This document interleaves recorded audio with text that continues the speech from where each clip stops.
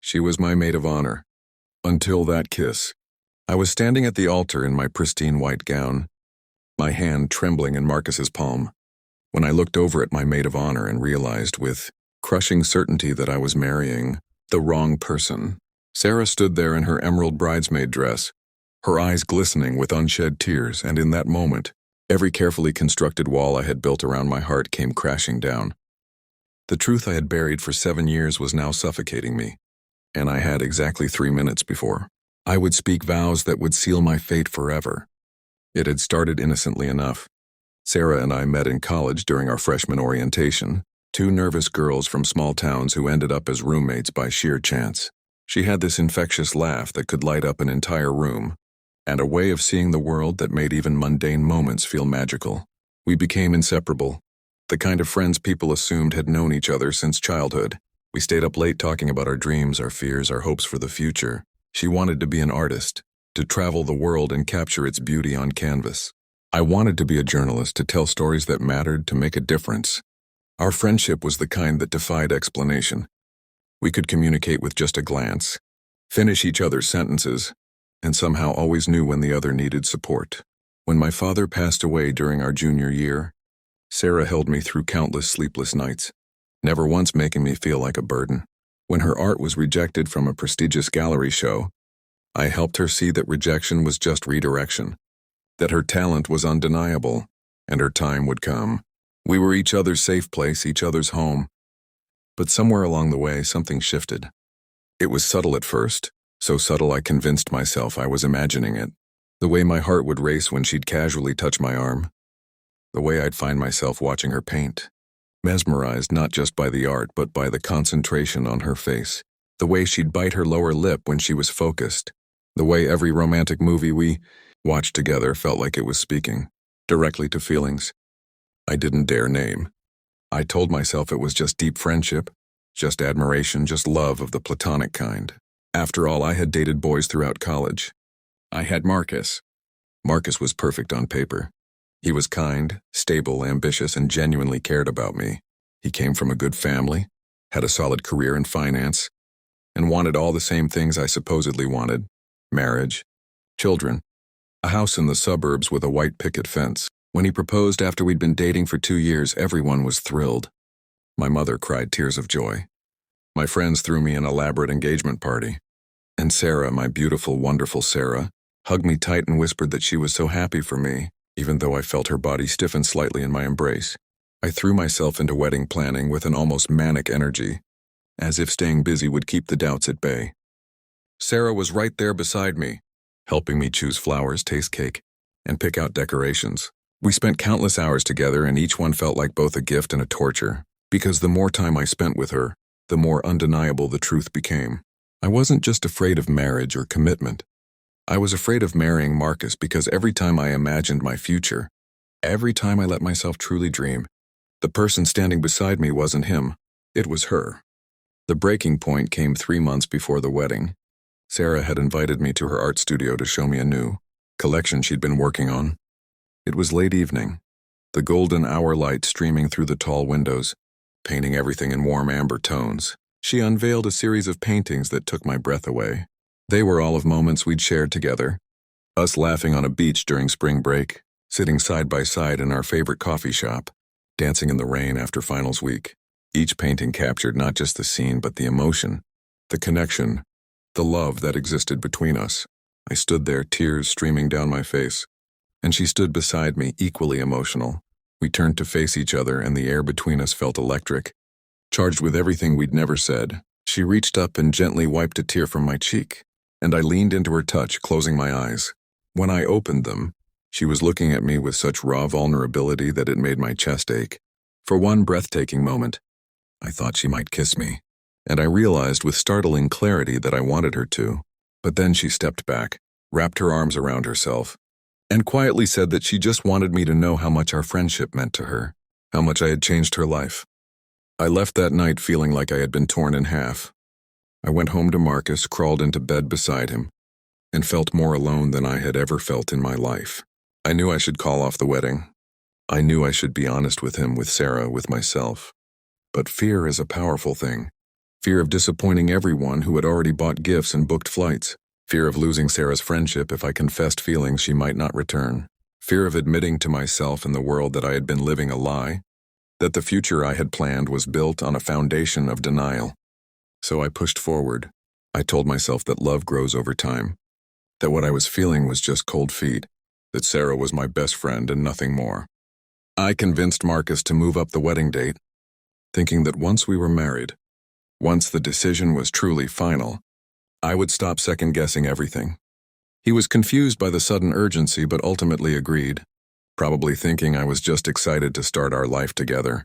The weeks leading up to the wedding were a blur of final fittings, rehearsal dinners, and increasingly desperate attempts to feel something other than dread. Sarah was there through all of it, the perfect maid of honor, organizing my bachelorette party, giving a beautiful speech at the rehearsal dinner about how Marcus was lucky to have me. But I caught her looking at me sometimes when she thought I wasn't watching, and the sadness in her eyes mirrored the ache in my own heart. The night before the wedding, Sarah stayed with me at the hotel where I was getting ready. It was tradition, she said, for the bride to be surrounded by the people who loved her most. We ordered room service and tried to watch a movie, but neither of us could focus. Around midnight, she turned to me and asked if I was truly happy, if this was really what I wanted. The question hung in the air between us, heavy with everything she wasn't saying. I should have been honest then. I should have told her that no, I wasn't happy, that I had never been more terrified in my life. But instead I smiled and said yes. I was ready, and I saw something break behind her eyes. And now here I was, standing at the altar, the moment of truth upon me. The officiant was speaking, his words washing over me without meaning. Marcus was looking at me with such trust, such certainty that I was the one he wanted to spend his life with. Behind him, I could see my mother dabbing at her eyes with a tissue, my coworkers smiling encouragingly, and beside me, Sarah was slowly coming undone, tears now freely flowing down her face. The officiant asked if anyone objected to this union, and for one wild moment I thought Sarah might speak. But she remained silent, and the moment passed. Then came the vows. Marcus went first, speaking beautiful words about love and partnership and building a life together. His voice was steady and clear, and I felt like the worst person in the world. When it was my turn, I opened my mouth to speak, and nothing came out. Everyone waited. Marcus squeezed my hand encouragingly. The silence stretched on, becoming uncomfortable. I looked out at all the expectant faces, then back at Sarah, and suddenly I was moving. I dropped Marcus's hands, turned fully to face my maid of honor, and before I could overthink it, before fear could stop me, I closed the distance between us and kissed her. The gasp that rippled through the church was audible, but I barely heard it, because Sarah was kissing me back, her hands coming up to frame my face, and it felt like coming home after a lifetime of being lost. Every cell in my body came alive, and I knew with absolute certainty that this right here, was what I had been running from, what I had been denying, what I had been terrified to want. When we finally pulled apart, both of us trembling and breathless, I whispered that I was sorry, so sorry, but I couldn't marry Marcus because I was in love with her, had been in love with her for years. The aftermath was chaos. Marcus stood frozen in shock before quickly leaving with his groomsmen.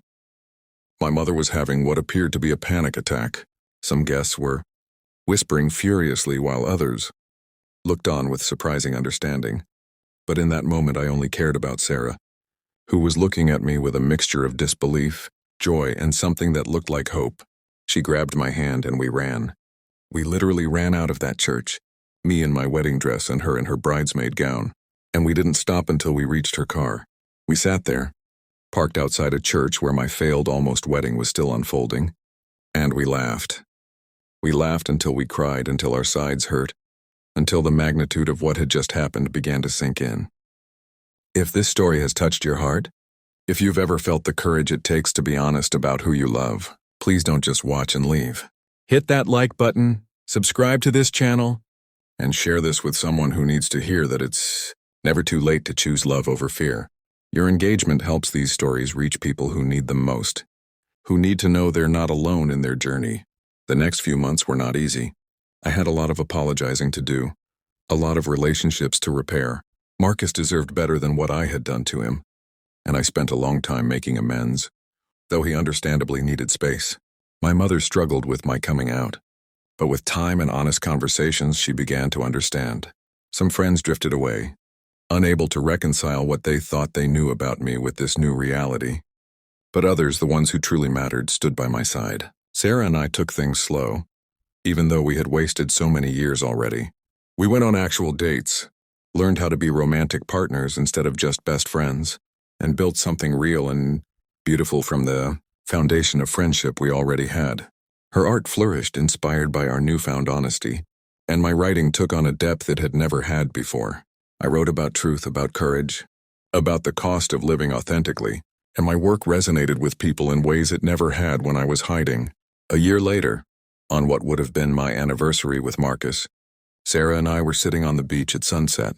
She turned to me and said that she had been painting that night in her studio, working on a new piece, and she wanted to know what I thought the title should be. I asked her what the painting was of, and she smiled and said it was of us standing at an altar, me in a white dress and her in green, the moment before everything changed. Before this story ends, I want to ask you something.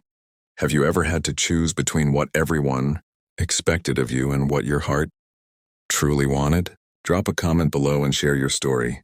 Sometimes knowing we're not alone in our struggles is what gives us the courage to keep going. I thought for a moment, remembering that day. The terror and the exhilaration, the way the world had seemed to both end and begin in the same moment. And then I told her the only title that made sense, The Beginning, because that's what it was.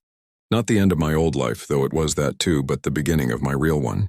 The beginning of living authentically, loving openly, and understanding that sometimes the person you're meant to be with is the one who's been standing beside you all along, waiting patiently for you to open your eyes and see what was always there. She was my maid of honor until that kiss, and now she's my everything. And I wouldn't change a single moment of the journey that led us here, because every step, even the painful ones, even the ones I'm not proud of, brought me to this truth. Love, real love, is worth the leap. It's worth the fear, worth the chaos, worth the possibility of losing everything else, because in the end, finding yourself in the person who sees you truly is finding everything that really matters.